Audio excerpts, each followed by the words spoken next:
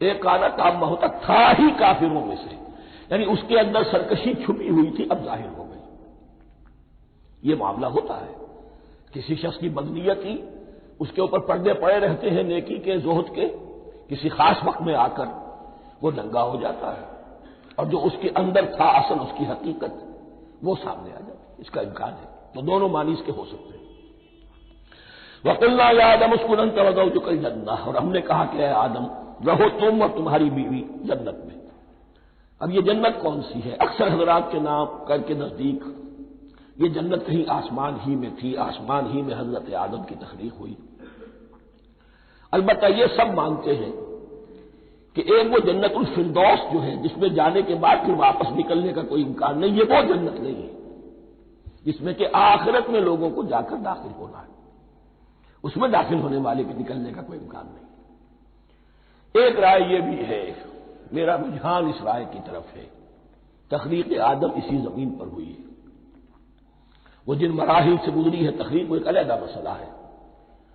Biology اور وحی دونوں اس پر متفق ہیں کہ مٹی سے، کرسٹ آف دی ارتھ سے انسان بنا ہے، اس پر اتفاق ہے، قرآن کا بھی اور بایولوجی کا بھی، جدید علم الحیوانات کا بھی، علم الحیات کا۔ سٹیجز کیا ہیں اس میں اختلاف ہو سکتا ہے، اس کو چھوڑ دیجیے، وہ اس وقت کا بحث نہیں۔ یہی کسی اونچے مقام پر کوئی سرسبز شاداب علاقہ تھا جہاں حضرت آدم کو رکھا گیا، جہاں ہر طرح کے میوے تھے، ہر شے، لا تظمأ فیہا ولا تضحیٰ، نہ اس میں بھوک لگے گی، نہ دھوپ تمہیں ستائے گی، ہر طرح کی چیز تمہیں فراہم ہے۔ وہاں رکھے گئے ہیں صرف ایک ڈیمانسٹریشن کے لیے کہ انہیں نظر آ جائے کہ شیطان میرا دشمن ہے، وہ مجھے ورغلائے گا، طرح طرح سے میرے اندر وسوسہ اندازی کرے گا، میرے اور میری اولاد کے، صرف ایک ڈیمانسٹریشن۔ اس کی مثال یوں سمجھیے کہ سلیکشن تو ہو گیا، سی ایس پی گریڈ میں کوئی شخص آ گیا ہے، لیکن اب وہ سول سروس اکیڈمی میں رکھا جا رہا ہے۔ تو یہ کوئی اکیڈمی ہو سکتا ہے اسی زمین پر، وہ صرف بتانا یہ تھا کہ تمہیں معلوم ہو جائے کہ شیطان تمہارا دشمن ہے۔ اس لیے کہ اس میں جو ایک لفظ حبوط کا آ رہا ہے، وہ حبوط صرف ایک ہی معنی میں نہیں ہوتا، دوسری معنی میں بھی ہے۔ اللہ عالم، یہ چیزیں پھر متشابہات میں رہیں گی، اس لیے ان کے بارے میں کوئی ایک رائے دوسری رائے، اس کے لیے ذہن سے، عقل سے بات کر کے ایک یا دوسری رائے اختیار کر سکتے ہیں۔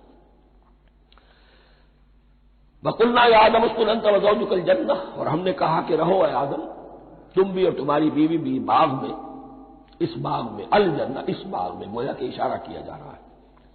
وَكُلَا مِنْهَا رَغَدًا حَيْثُ شِئْتُمْ، اور کھاؤ اس میں سے با فراغت جہاں سے چاہو، ہر طرح کا پھل ہے کھاؤ۔ وَلَا تَقْرَبَا هَٰذِهِ الشَّجَرَةَ، یہاں پہ اس درخت کا نام نہیں دیا گیا، اشارہ اس درخت کے قریب مت جانا، فَتَكُونَا مِنَ الظَّالِمِينَ، تو تم ظالموں میں سے ہو جاؤ گے، تم حد سے گزرنے والوں میں سے ہو جاؤ گے۔ اب اس کی بھی حکمت سمجھیے کہ چونکہ ڈیمانسٹریشن کرانی ہے کہ تمہیں کسی چیز سے، ہزار چیزیں مباح ہیں دنیا میں، چند چیزیں پینے کی حرام ہیں، اب تم اگر ان ہزار مباح چیزوں کو چھوڑ کر حرام چیز کو پیتے ہو تو یہ تمہارا اختیار ہوا، جبکہ اللہ تعالیٰ نے مباحات کا دائرہ بہت وسیع رکھا ہے۔ جس سے چاہو چند رشتے ہیں جو بیان کر دیے گئے، یہ حرام ہے، محرمات ہے، ابدیہ ہے، ان سے تو شادی نہیں ہو سکتی، باقی کسی مسلمان عورت سے دنیا کے کسی کونے میں وہ شادی کر سکتے۔